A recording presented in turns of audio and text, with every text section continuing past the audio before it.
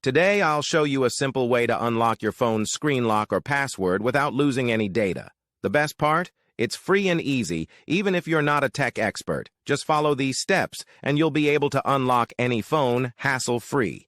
Let's get started. You can unlock your phone's screen lock or password using a special code.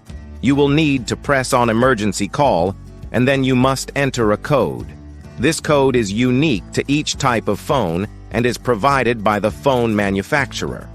In this video, we're using a code that works specifically for the type of phone we're demonstrating.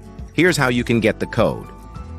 Visit this website that provides unlock codes for free using a unique method. And that's it.